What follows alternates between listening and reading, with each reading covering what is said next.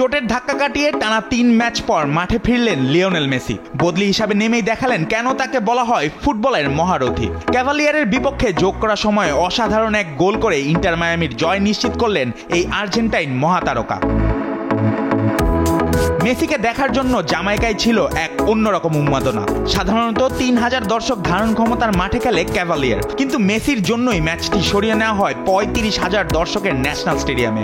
মেসিও হতাশ করেননি দর্শকদের। ম্যাচের 37 মিনিটে স্পট কিক থেকে গোল করেন লুইস সুয়ারেজ। 53 মিনিটে সুয়ারেজের বদলি হিসাবে মাঠে নামেন মেসি। পুরো স্টেডিয়াম জুড়ে উত্তেজনার ঢল।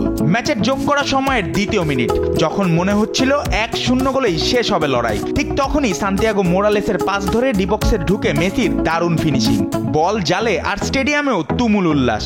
এই গোলের ফলে ইন্টার মায়ামির হয়ে মেসির মোট গোল দাঁড়ালো 37-এ, আর ক্যারিয়ারে 853তম গোল করলেন এই ফুটবল মহাতারকা। এই জয় নিশ্চিত করল ইন্টার মায়ামির কনকাকাফ চ্যাম্পিয়ন্স কাপের শেষ 8-এর টিকিট। প্রথম লেগেও 2-0 গোলে জিতেছিল মায়ামি। 2 লেগ মিলিয়ে 4-0 গোলের বিশাল ব্যবধানে কোয়ার্টার ফাইনালে নাম লেখালেন ডেভিড বেকহামের ক্লাব। 3 ম্যাচ ধরে মেসিকে মাঠে না দেখে অনেকেই উদ্বিগ্ন ছিলেন। চোট নাকি বিশ্রাম, নানা গুঞ্জন চলছিল। পরে জানা যায় মেডিকেল টিমের পরামর্শে অবসাদজনিত কারণে তাকে মাঠে নামানো হয়নি। ম্যাচ শেষে ইন্টার মায়ামির কোচ হাভিয়ার মাসচেরানো জানান তারা উপযুক্ত সময়ের অপেক্ষায় ছিলেন। কনকাকাফ চ্যাম্পিয়ন্স কাপের শেষ 8-এ ইন্টার মায়ামির প্রতিপক্ষ লস অ্যাঞ্জেলস এফসি। মেসির দল কি পারবে শিরোপার পথে আরও এক ধাপ এগোতে? উত্তরের জন্য অপেক্ষা করতে হবে আরও কিছুদিন।